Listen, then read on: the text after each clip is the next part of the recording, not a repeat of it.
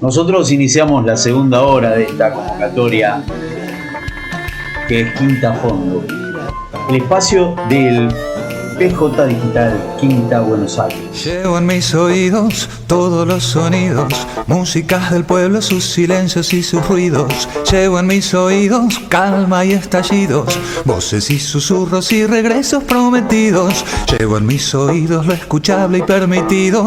Llevo en mis oídos los suspiros prohibidos. Llevo en mis oídos claros y encendidos todos los latidos que me dio tu corazón. Con Rubén Sentís,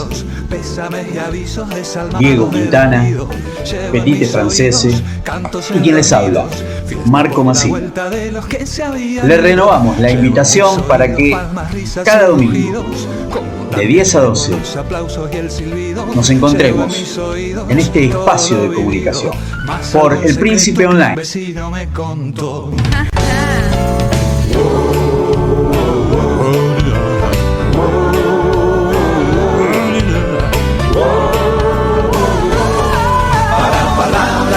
Para tu frase de amor, llevo en mis oídos el audífono mejor. Y para los bozarrones y cobardes matones, llevo en mis oídos. Pero también agradecerles a los amigos de Dolores, a los compañeros de Dolores, de la Celeste y Blanca, que gentilmente reproducen el programa cada domingo para toda la comunidad dolorense. Y se irán sumando, seguramente, otras emisoras que nos permitirán amplificar estas voces, que no son solo las nuestras, sino son las de ustedes, las de aquellos que cada domingo nos acompañan en esta idea que nos reúne, con invitados, con la actualidad, con el compromiso de la militancia, con el hacer de quienes tienen responsabilidades de gestión, en definitiva, con todo lo que significa la quinta sección electoral y su permanente latido productivo, turístico, institucional, de servicios. Este motor potente que tiene la provincia de Buenos Aires y que necesita cada día del impulso de cada uno de nosotros. Gracias por acompañarnos. Seguimos en Quinta Fondo. Ahora, una entrevista imperdible con Jorge Rayid. Llevo en mis oídos más de lo que pido, gritos de la moda y coros mansos del olvido. Llevo en mis oídos la promesa y los pedidos, como también llevo el verso desagradecido. Llevo en mis oídos todo lo que he sido, no muy parecido a lo que mi viejo soñó.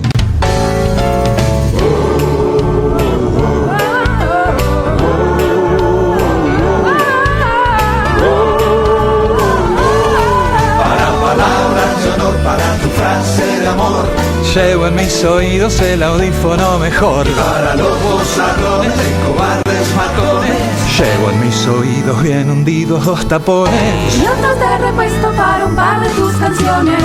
Llevo en mis oídos todos los sonidos, graves vibraciones y agudísimos zumbidos. Llevo en mis oídos nombres y apellidos de mis 30.000 hermanos desaparecidos. Llevo en mis oídos las excusas del vendido y para los días en que vengo confundido. Llevo en mis oídos la oración de un niño, el final del himno y un discurso de Perón. Llevo en mis oídos la más maravillosa música que para mí es la palabra. Bueno, te damos la bienvenida, Jorge, En Quinta Fondo, entrevistas. Sale todos los domingos, esta es la quinta edición, así que es un proyecto que va creciendo. Y bueno, estamos con Marco Massino, que es el director del proyecto, y nos acompaña desde la costa, Marco. Y está Petite Francese de Chascomús, un viejo lobo del mar también, pero de la laguna en realidad, es un lobo de laguna. De la Bocarrita. Así que te damos la bienvenida y leyendo justamente Clarín, que ahora comienza un nuevo nodo sincronizado, viste que hay vacunas ahora, pero que no la están aplicando. Hay 4 millones de vacunas. ¿Cómo ves esta campaña no tiene fin, digamos, esta cadena del desánimo. Pareciera que no tuviera fin. Quinta a fondo. No somos neutrales. La verdad que creo que no hay que hablar del enemigo ni de la agenda del enemigo. Nosotros estamos vacunando 2,5 millones de personas por semana, 350.000 compatriotas por día, en la provincia de Buenos Aires 130, 140.000. La verdad es que el único problema de los medios es que han dejado de ser de comunicación, son parte del problema, son parte del enemigo, hay que tomarlos como tal. Yo les puedo decir, por ejemplo, que Pfizer tiene un buen laboratorio acá en la Argentina, yo conozco su gente, conozco su laboratorio, yo no tengo ningún problema con los médicos, los bioquímicos, los trabajadores de Pfizer, ni con los medicamentos de Pfizer, pero el CEO de Pfizer lo nombra BlackRock, el principal fondo de inversión del mundo, que sería el cuarto país del planeta, si eso fuese un país que maneja 8 billones de dólares, es socio del fondo Vanguard, que intentaron impedir entre los dos la renegociación de la deuda privada argentina, que además son socios de Paul Singer en el fondo MLN, que es el que nos llevó y quiso afanar, perdonen el término cotidiano, la fragata Libertad en Ghana, de juez Griesa, que es socio ese hombre, además de Donald Rumsfeld, que se murió ayer, principal traficante de armas del mundo, responsable de millones de muertes y dueño del Tamiflu, de la gripe aviar. Y nombro estos 3 fondos, no casualmente, porque los 3 operan con Goldman Sachs, que es el principal banco de inversión de los Estados Unidos, después sobre todo de la caída de Lehman Brothers. ¿Por qué nombro Goldman Sachs? Porque Goldman Sachs es el dueño del 50% del grupo Clarín. Clarito. Yo voy a seguir la agenda de Clarín. Totalmente de acuerdo. La agenda de los fondos buitre. Claro. Jorge, dos consultas. Bueno, la primera, un comentario a pie de página. Los medios se han convertido en fines, ¿no? Pareciera. Y la otra, están anunciando algunos distritos el cruce de la vacuna Sputnik con otras vacunas. ¿Esto está aprobado? ¿Esto está conversado a nivel federal? ¿Qué información tiene usted? Marco, más que dos preguntas me hiciste. La primera es que los medios no se han convertido, han sido apropiados por los fondos buitre a nivel internacional, fondos de inversión supranacionales que han arrasado las soberanías en todos los países del mundo usando justamente estas herramientas, estos instrumentos para crear sentido, así como ustedes están tratando de poner la balanza de la historia en el lado correcto de la vida. Y con respecto a las vacunas, mira, no hay ningún problema. Angela Merkel acaba de darse la vacuna de AstraZeneca, cuya plataforma biotecnológica es exactamente igual a la de Sputnik, que es de adenovirus, con una cascarilla de proteínas de coronavirus, y la segunda dosis se dio otra dosis, no digo segunda, se dio otra dosis con el Moderna, que justamente es una biotecnología semisintética nueva, novedosa, como Pfizer, como Johnson & Johnson, que es con el ácido desoxirribonucleico, ARN, en vez de ser ADN es ARN, y eso llevó a que hagan esta vacuna, que también es muy efectiva. Las vacunas semisintéticas, en el caso de Pfizer es más difícil la logística porque tiene que conservarse 80 grados bajo cero, pero en realidad, justamente creo que hoy va a salir un dictamen del Comité de Inmunología del Ministerio de Salud, que estuvieron reunidos. Yo tengo una impresión clínica, y más viendo lo que pasó con Merkel. Mirá, y lo voy a poner en palabras sencillas. Si vos tenés coronavirus, generás anticuerpos, ¿no es cierto? Estás generando anticuerpos. Más anticuerpos si estás en área crítica, menos anticuerpos si pasaste más liviano. Ahora, después que tuviste coronavirus, que tenés anticuerpos, te aplicas la vacuna. Es como si te aplicases otra vacuna. ¿Te das cuenta? ¿Por qué? Porque la vacuna, las únicas vacunas que se vencen son las que no se dan como las que encontramos del sarampión, 1.400.000 y 3 millones de la triple. Esas son las que se vencen. Las que se dan incorporan al sistema inmunológico dos tipos de inmunología. Una, la que se mide la gente, que yo le digo, no se midan, no corran, no gasten plata, me dice anticuerpos, porque no sirve de nada. Porque hay otra inmunidad, que es la que no se mide, que ahora se las voy a explicar. La celular, ¿verdad? La memoria celular de los linfocitos T. Si yo a los cuatro que están ustedes, los cuatro que estamos acá, nos hacemos anticuerpos de varicela, ninguno de nosotros va a tener anticuerpos de varicela.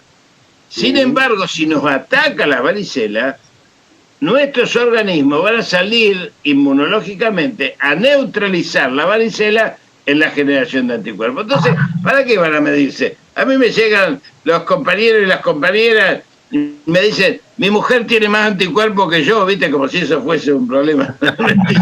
Digo, bueno, las mujeres son más inteligentes, generan más anticuerpos que nosotros.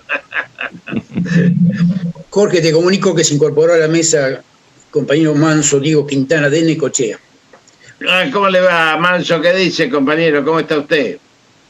Decinos algo de la famosa variante y su peligrosidad y contra el nivel de vacunación que tenemos, si puede ser algo tan calamitoso como se plantea, ¿no?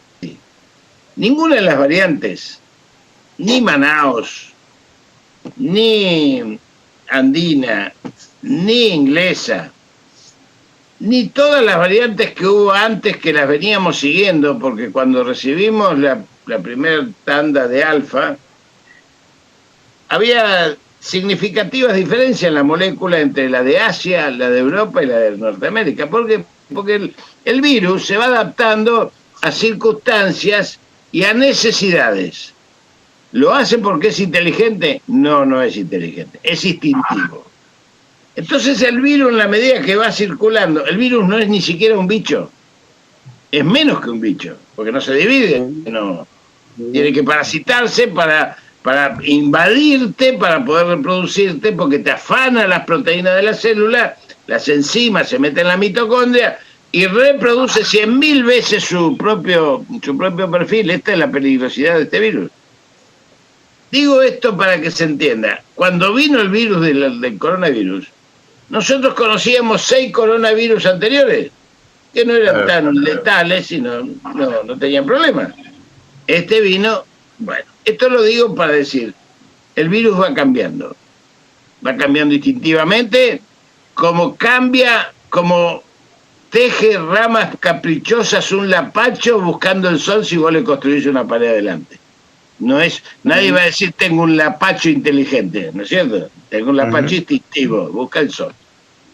Todas las variantes, incluida la Delta, con la cual están agitando hasta ahora, todavía no constituye una nueva molécula como constituyó el COVID con respecto a las 6 coronavirus anteriores. ¿Me entendés? Por lo tanto, perfecto. ¿Puede ser más contagiosa? Sí es más contagiosa, porque cambió proteínas justamente para poder atacar gente más joven, por ejemplo, que ofrece mayor resistencia a la penetración del virus, porque es instintivo, y después va a cambiar si seguimos con 3.000 millones de personas sin vacunas en el mundo hacia otras formas para poder agredir más a los chicos. Hay 130 países que no tienen vacuna, 10 países que acumularon el 78% de las vacunas, y ahora se dan cuenta los países estos llamados centrales, no sé centrales de qué sistema solar son, pero se los llama así, y dicen, no, si con 3.000 millones, claro, con 3.000 millones puede aparecer otro COVID 2022 que sea diferente a este. Todavía eso no ha sucedido. La variante Delta sigue dentro de aquello que frena para terapia intensiva y la muerte todas las vacunas. Todos nos vamos a enfermar, como nos enfermamos de gripe cuando nos damos la vacuna de la gripe los dinosaurios, ¿no es cierto? O de neumonía, y nos enfermamos levemente porque estamos vacunados. Pero no vamos a ir ni a terapia intensiva. Por eso la táctica o la estrategia epidemiológica de vacunar rápidamente al 70% de la población, conseguir la inmunidad comunitaria a los fines de cerrarle el ciclo a la molécula para que se le haga difícil el ataque frente a una población vacunada. Esta es la estrategia epidemiológica, que después algunos quieren decir, no, vamos a dar las 2 dosis, ¿viste? Todas las excusas que ponen para denigrar, deteriorar o destituir al gobierno nacional. ¿Cómo ves la comunicación sobre el tema COVID en general? No solo la oficial, no solo la del gobierno, sino en globo. ¿Cómo ves la comunicación hacia el pueblo? No, la que no es del gobierno es un ataque permanente con excusas que pueden ir desde la economía versus la salud, que el virus no existe, que la pandemia es para limitar las libertades, que las vacunas no sirven para nada, que la Sputnik es de segunda categoría, que no íbamos a vacunar en diciembre y vacunamos, que no iba a llegar la segunda dosis y llegaron, que no iban a venir más vacunas y vinieron, que la presencialidad es una cuestión de vida o muerte. Todas excusas como ahora la segunda dosis, como la Delta. Esto es la comunicación del enemigo. Esa es la agenda del enemigo. La comunicación nuestra, horrible. Horrible. ¿Por qué? Porque los medios que supuestamente quieren defendernos replican y hacen de megáfono de la agenda del enemigo. Esta es mi impresión. Y yo la verdad, por eso, cuando Sentis me preguntaba a mí al principio qué opinaba, y yo digo, yo no opino. Algunos medios me dicen, doctor, ¿le puedo pasar un audio de Macri? Y yo le digo, si quieren pásemelo, pero yo no le voy a decir nada porque para mí contestarle a Macri es un insulto a la inteligencia. Jorge, ahí hay amigos comunes, compañeros que te ven bien como candidato a diputado de Cava. Yo sé que no está en tus prioridades ni lo estás motorizando, pero ¿cómo te imaginás el tema vacuna en la campaña, tanto la oposición como nosotros? Digamos, ¿es una herramienta, un elemento de campaña? ¿Va a pesar esto en el ánimo del voto? ¿Cómo te estarías imaginando esta situación? Mira, la verdad es que tengo la impresión de que esto mueve un poco, porque nosotros, mirá, mayor ampliación de derechos que hubo durante los 12 años y la gente nos votó en contra, la verdad es que esto merece un análisis político, ¿no?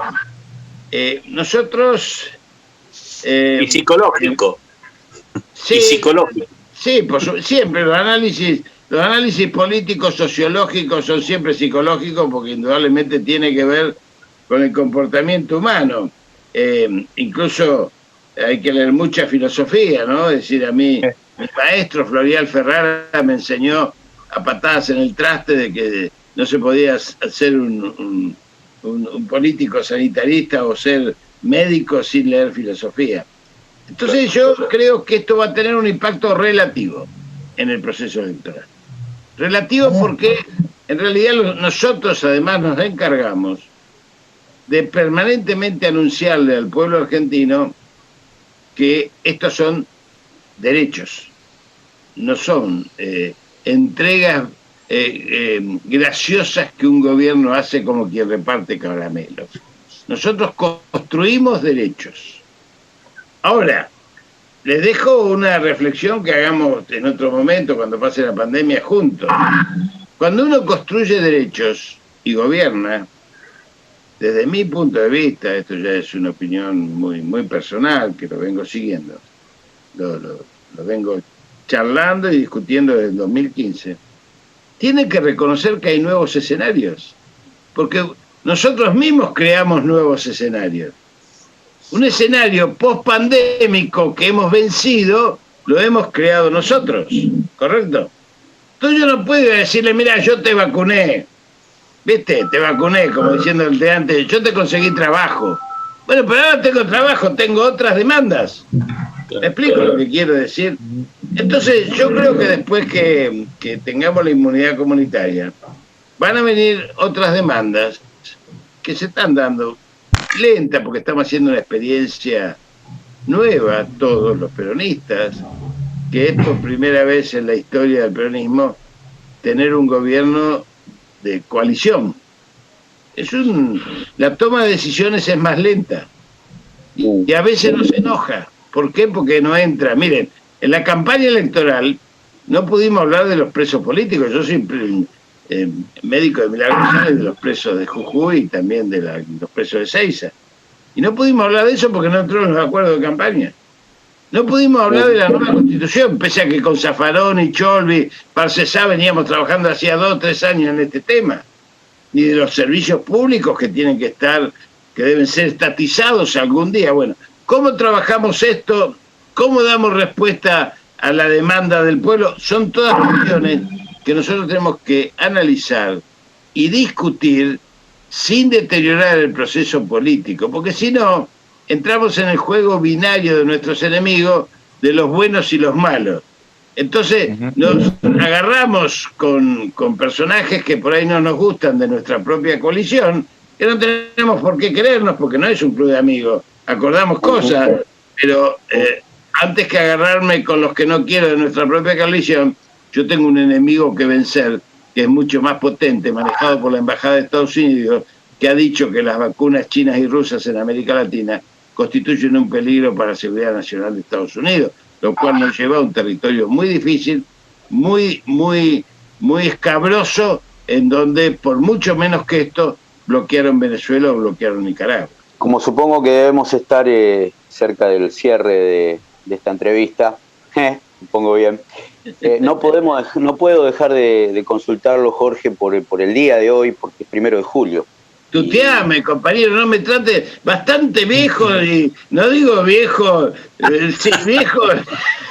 No tiene que ver con la vejez, tiene que ver con otra cosa, tiene que ver con la admiración política. No. Entre compañeros, mira, si algo tiene el peronismo, es que cuando discutimos somos todos iguales, todos democráticos. Cristina Fernández, vos, yo, todos, somos todos iguales. Y cuando se toman decisiones, somos todos verticales. Horizontales para la discusión, verticales para la decisión. Y si no, no funciona. La desaparición física del general Perón, una reflexión. Bueno, te agradezco. Acabo de escribir un posteo recién. Se me ocurrió, la única foto que a mí me gusta de Perón es, mi único heredero es el pueblo. La primera, la foto que puse es esa. Y después puse, un día Juan Domingo dejó de ser Juan Domingo y empezó a ser Perón. Fue el 17 de octubre. Hasta ese momento era Juan Domingo. Perón empieza a ser el 17 de octubre. El Perón líder, el Perón conductor, el Perón presidente, el Perón general, el Perón primer trabajador, es desde ahí. Después fue el Perón perseguido. Fue un Perón desde el exilio, con un pueblo masacrado. Después fue un Perón retornado. Y después fue un Perón ascendido al Comando Celestial. Pero el Perón, desde el Comando Celestial, nos sigue conduciendo, que es el Perón filosófico, que es el que tenemos que rescatar, que es el Perón de la doctrina, la política, la filosofía y la ideología, que está todo escrito. Y eso nunca muere, como no muere para otros pueblos Carlos Marx o Adam Smith o los pensadores, eso no muere nunca. Es el Perón filosófico que nos sigue dando aliento para crear este mundo biocéntrico que vuelva a enamorar al hombre, los seres humanos y a la naturaleza frente a esta lógica de lo infinito. Y en esto me parece que hay que ir a la filosofía, no solamente de Perón, sino de Rodolfo Kusch y de la epistemología de la periferia y del estar situado frente a la demanda de bienes materiales que nos quiere imponer justamente el liberalismo. La figura del Papa, después de su definición, siguiendo a León, al Papa anterior, al de la Rerum Novarum, pero lo volvió a decir, que la propiedad es secundaria. Dame un pantallazo de eso. Siempre secundaria la vida. Mirá, Alejandro Magno se hizo enterrar llevado en una camilla desnudo con 8 médicos y con los brazos colgados a los costados. Él decía, cuando me entierren que me lleven 8 médicos, para que vean que los médicos no son los dueños de la vida y la muerte. Desnudo porque es como vinimos al mundo, así nos vamos. Y con los brazos colgados para que se vea que no nos llevamos nada. A mí me parece que el Papa, siguiendo al Perón de 1972 en la Asamblea Ambiental de Copenhague, con la Laudato Si y con la Fratelli Tutti, está construyendo una imagen de recuperación de moral, de virtudes y valores muy importantes, denunciando la crisis civilizatoria que puso en evidencia la crisis sanitaria a nivel mundial. Una crisis civilizatoria que ha cambiado absolutamente, esto lo podemos discutir otro día, los ejes de la confrontación que va a tener el mundo, lo geopolítico, que como nos enseñó Perón, la política internacional es lo más importante, todo lo demás, nos decía, es cabotaje. Es cabotaje. Así que bueno, con esto los dejo, les agradezco mucho. Gracias. Que me hayan convocado, espero que tengan mucho éxito en esta tarea militante que han emprendido, que no es fácil, y bueno, cuando quieran volvemos a charlar. Bueno, muchas gracias, un abrazo. Gracias. Gracias a ustedes, muchísimas gracias. Gracias. Gracias, compañero. Quinta a fondo. No somos neutrales.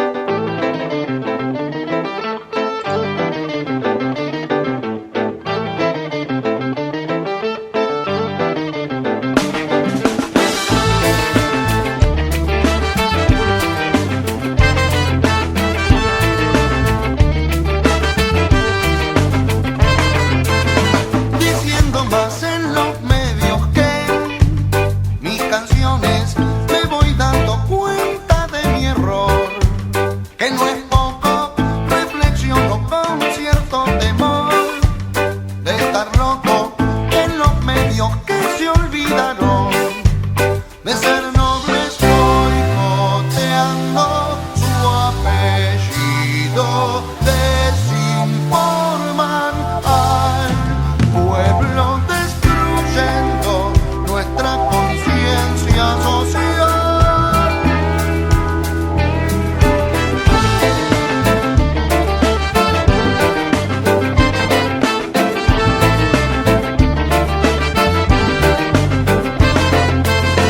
Despertemos al cuarto poder, viles medios persiguiendo un fin desgarrador, confundirnos, separarnos, dividirnos, desinformarnos, construyendo así nuestra razón, sin sentido propio. Vayas donde vayas, siempre habrá un clarísimo mensaje del monopolio informativo.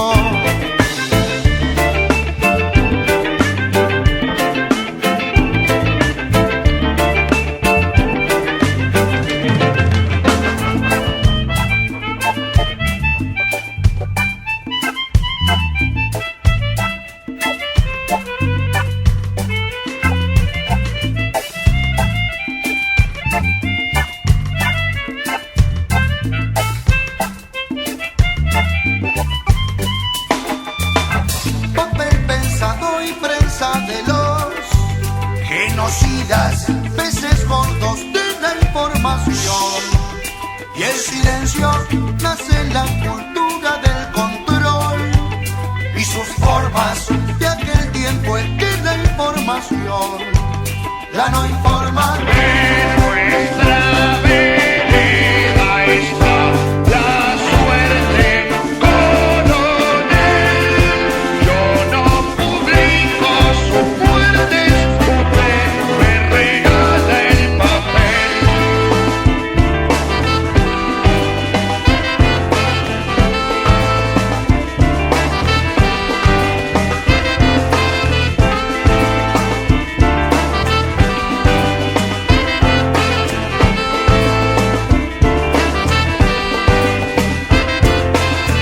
Solo espero que el imán del mal, el magneto, ya no atraiga tanta información corrompida.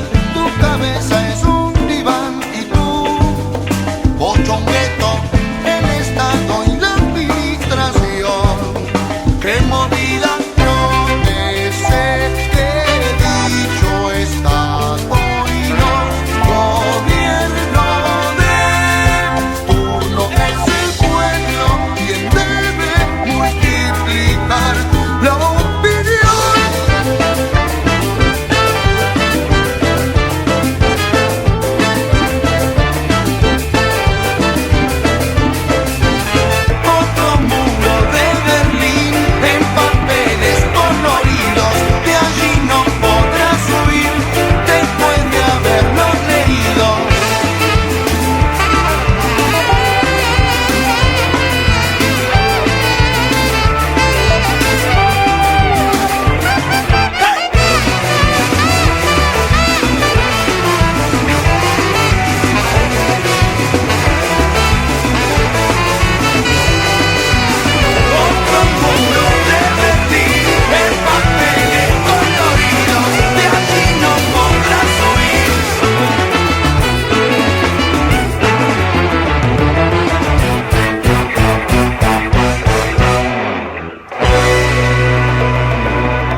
Desde Las Toninas, partido de la costa. En el aire, estás escuchando El Príncipe Online. Nosotros continuamos en Quinta Fondo y en este último tramo del programa de hoy, de este domingo casi pisando ya el mediodía, donde pasaron a Mancay López, del Partido de la Costa, presidenta del Consejo Escolar, referente de la Cámpora del distrito. Pasó la entrevista con Jorge Rashid, con el doctor Rashid, en el que hablamos de temas sanitarios, pero también de política, de medios. Y en este último tramo les quiero proponer que prestemos atención, mucha atención, a una entrevista que no la van a escuchar en ningún otro lado. Esta es la verdad. Un esfuerzo periodístico de un colega de nuestro equipo, del doctor Diego Quintana, donde lleva adelante una entrevista realmente un hallazgo periodístico y de una actualidad que ustedes cuando la escuchen van a coincidir conmigo. La calidad de la entrevista y la importancia periodística de la entrevista, pero también el valor político, el valor conceptual, pone de relieve un tema que hoy en Latinoamérica es una de las claves para entender lo que pasa y lo que nos pasa a la patria grande en relación a los riesgos de quiebra institucional, de no reconocimiento de las elecciones, de los procesos democráticos que se vienen dando en los distintos países, en este caso, puntualmente, en el hermano país, en la hermana República del Perú. Los invito a que nos sigan acompañando en este último tramo y ojalá les guste esta importante e interesante entrevista realizada por Diego Quintana, de Necochea. Bueno, acá estamos ya al aire con el señor Santos Saavedra, que es jefe de un grupo en Perú que se llaman Los Ronderos. A él le vamos a preguntar quiénes son los ronderos. Nos adelantamos a agradecerle muchísimo que nos esté atendiendo. Sabemos que en Lima se está preparando una gran marcha sobre el centro de la ciudad en prevención de lo que podría llegar a pasar. Se ha dicho, por lo menos es las noticias que tenemos acá en la Argentina, de que se puede anular el proceso electoral o algo por el estilo. Mi nombre es Diego Hernán Quintana, mi programa se llama El Abanico, le estoy hablando desde la ciudad de Necochea, en la Argentina. Le doy los buenos días, Santos, y le agradezco muchísimo que nos haya atendido. ¿Cómo le va? Muy buenos días a todos los hermanos y las hermanas de Argentina. Muy agradecido también por este enlace y a través de su programa poder salir, poder compartir puntos de vista dentro de nuestra patria grande que es nuestra Latinoamérica, y que todos los países están mirando hacia Perú y a sus actores en este proceso político y que merece tal vez exponer las ideas, lo que estamos en esta coyuntura. Y bueno, sí, yo soy representante de las rondas campesinas del Perú, somos una parte actor en este proceso y estamos batallando esta lucha acá en nuestro país y a disposición a su programa. Muy brevemente, para no hacerlo perder tiempo, yo después le voy a hacer otras preguntas. ¿Usted me puede decir qué son los ronderos y cuándo nacieron?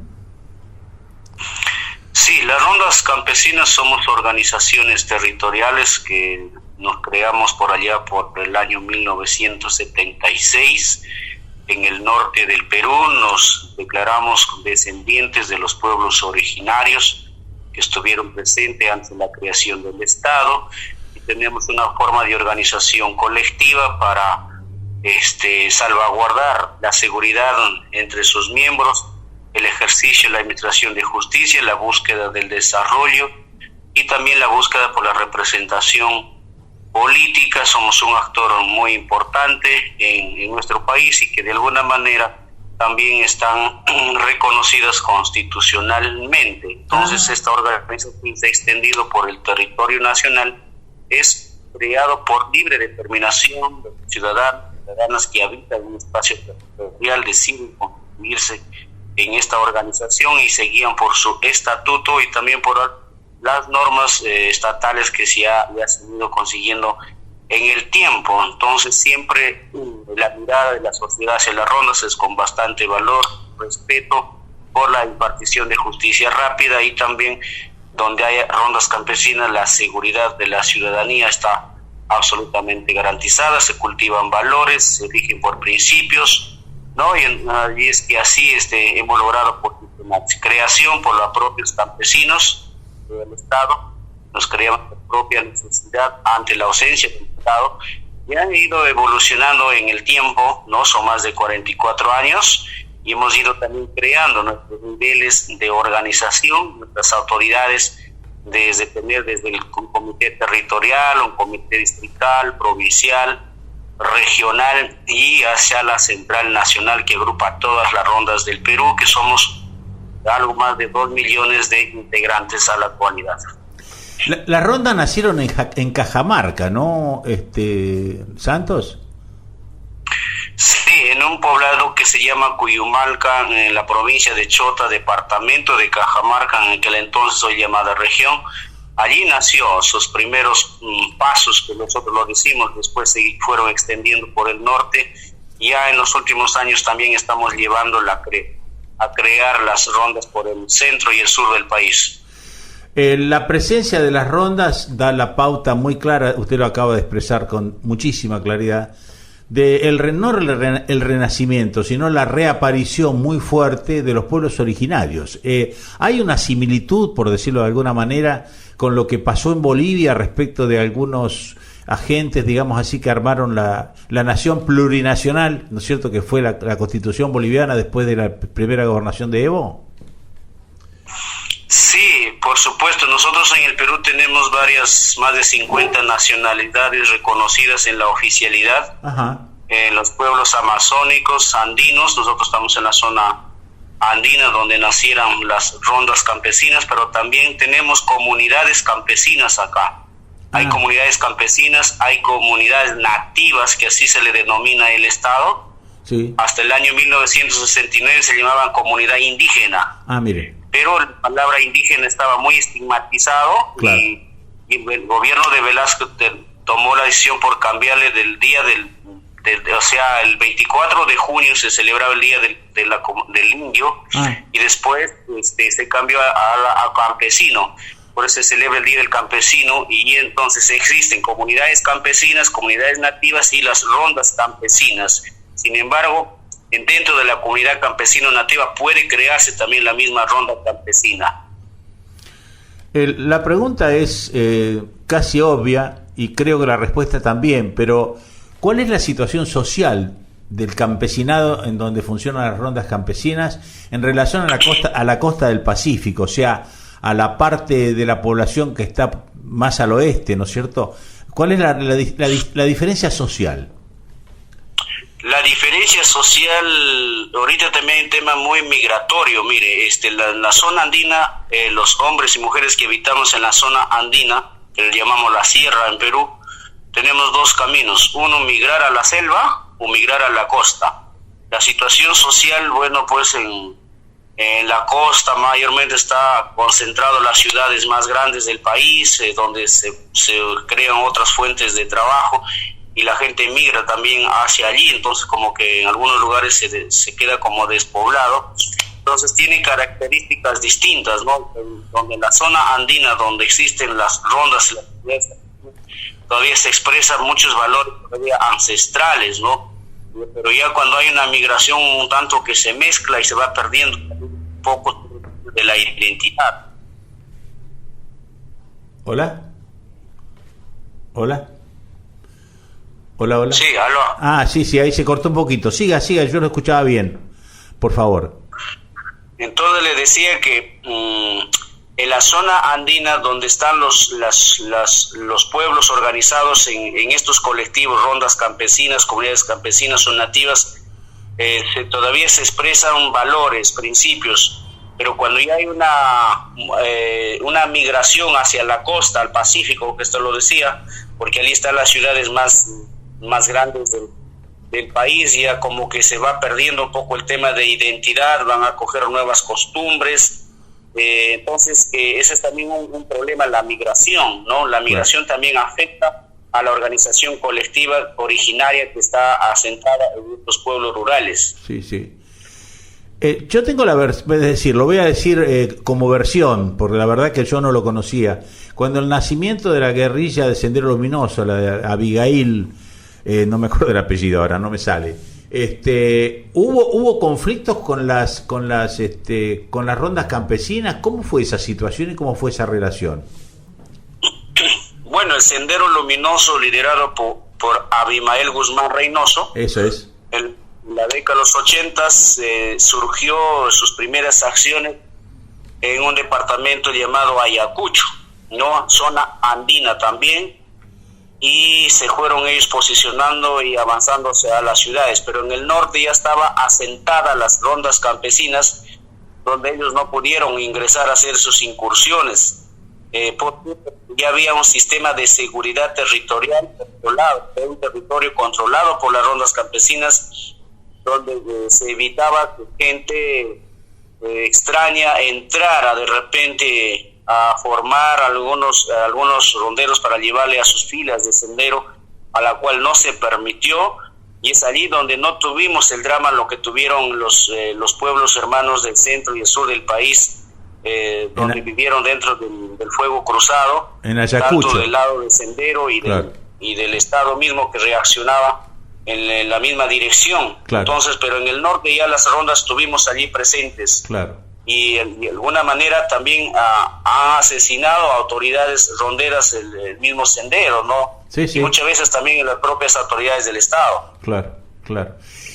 La respuesta suya y la descripción tan precisa que usted está dando sobre la naturaleza de las rondas campesinas y del campesinado da la pauta muy clara de que hay una fuerte impronta cultural ancestral. O sea, ustedes conservan exactamente las mismas leyes que del Imperio Incásico o parecido, ¿me equivoco? Sí, al menos como digo, pues nosotros fuimos colonizados duramente acá en el Perú, llegaron a Cajamarca los europeos, mataron al Inca Atahualpa, también se apoderaron de todo, entonces como que hemos sido vilmente muy fuerte azotados por la mentalidad colonial, donde aquí pues en el Perú tenemos también, como decimos actualmente, el sistema europeo o la política derechista muy conservadora y reaccionaria, a diferencia de otros países. Entonces nosotros los pueblos organizados en nuestras rondas campesinas y nuestras comunidades campesinas conservamos todavía así la minca, el ayllu, ¿no? El impartir de la justicia, el respeto, la lucha, también la perseguir al delito, también castigar la deshonestidad. Es decir, sí, estamos allí conservando, que es una lucha dura porque también nosotros somos criminalizados permanentemente por el Poder Judicial en el Perú. A nosotros no nos dejan desarrollarnos como tal, nos criminalizan, nos denuncian, nos ponen muchos delitos que algunos hermanos ronderos hasta nos llevan a parar a las cárceles, no acusándonos de delitos que no se cometen, pero ellos, la presencia de las rondas para ellos los incomoda bastante, ¿no? Porque ellos hacen mucho abuso en el tema de administración de justicia, y las rondas campesinas la justicia la administran en cuestión de horas, claro, y le dan la razón a quien la tiene. Entonces claro, hay mayor garantía, mayor seguridad, que claro, se siente protegida en la sociedad por las rondas, pero no protegida por el lado ordinario oficial, ¿no? Claro. Todo lo que usted me está describiendo está hablando de un crecimiento en el plano político de las rondas campesinas, en el sentido de que han asumido una suerte de representación de los campesinos ante, digamos así, el poder de la costa, por decirlo de alguna manera. Pero yo he escuchado que Castillo también es rondero. ¿Eso es así? ¿El presidente Castillo, el presidente electo Castillo? Sí, bueno, en la provincia de Chota, en Cajamarca, pues la cuna de las rondas campesinas, donde surgieron las primeras rondas campesinas, allí en su mayoría los que habitamos en zona rural es un deber ser rondero, ¿no? Claro. Y de hecho él viene de una zona rural donde Claro. ahí habita, allí ha nacido, allí trabaja. Claro. Y de hecho ha sido rondero pues en su base, ¿no? Claro. Si bien no ha destacado cargos ronderiles, pero sí en su base ha sido rondero como cualquier otro ciudadano que está obligado a hacer dentro de su zona rural. Nadie puede estar fuera de la actividad rondera, ¿no? Sí, sí. El profesor Castillo, ¿digo bien? El profesor Castillo. Así es. Está bien. El señor Santos, hoy en Perú, en el centro de Lima, va a haber una manifestación ronderil, creo, pero además se van a sumar muchos otros ciudadanos tratando de avisar, advertir de que es factible, no sé si un golpe de Estado llamarlo, pero sí una modificación en el resultado de las elecciones, en donde más allá de la escueta diferencia, 40.000 votos, el que ganó fue precisamente el profesor Castillo. ¿Qué va a pasar hoy a la tarde? A ver, nosotros estamos en un proceso de resistencia ya desde al tercer día de las elecciones del día 6 de junio, sí. Viendo de que estaban desde las autoridades electorales, pues es la única instancia acá para proclamar al presidente. Sí. Y los manejos oscuros que hemos venido viendo, el manejo del cambio de las cifras, de los resultados, y el tema de la impugnación a actas de forma muy maliciosa. Entonces el plan acá de la derecha en el Perú siempre ha sido pues seguir ellos con el continuismo, ¿no? E imponerse por la fuerza como la manipulación en nuestro Perú. En los últimos 30 años nuestras autoridades electorales han sido pues secuestradas por mafias, y es así de que han ido en todo proceso electoral manipulando los resultados electorales siempre a su favor de ellos. Y en esta oportunidad el golpe de Estado se está consumando. Ya han pasado varias semanas. El golpe de Estado puede venir desde el lado del Jurado Nacional de Elecciones. Ahora vemos ya cómo simplemente se ha reafirmado lo que ya denunciamos semanas pasadas, y ahora con los audios que salen Montesinos dando orientación y separando los millones de soles para pagar a los del jurado para que le den favorable a la candidata de la mafia, y desconocer el resultado mayoritario que le ha dado como victoria al profesor Castillo. Del otro lado, de congresistas electos también están llamando a un levantamiento de las Fuerzas Armadas, o sea, también desde ahí viene el golpe. De ex miembros de las fuerzas militares también están llamando a un golpe de Estado. También lo hacen desde los medios de comunicación, es decir, pues desde todos los lados ahorita se han unido para pretender desconocer los resultados. Lo que están buscando es evitar que el presidente Castillo juramente el 28 de julio, a la cual es el plazo último, en la fecha que corresponde de acuerdo a ley, para tomar el mando. Entonces están ahorita en la revisión de actas no impugnadas, y que revisan 3 actas por día, y que esto son más de 1.000 actas que se han impugnado. Y aún ellos mismos generan una crisis entre miembros del Jurado Nacional de Elecciones, claro, por la renuncia de sus miembros. Entonces están ganando tiempo para llevarnos a un caos, para que entremos en desesperación, se vuelva convulsivo la situación, deslegitimar la elección del presidente, y tal vez ni siquiera dejarle para que pise un paso a Palacio de Gobierno.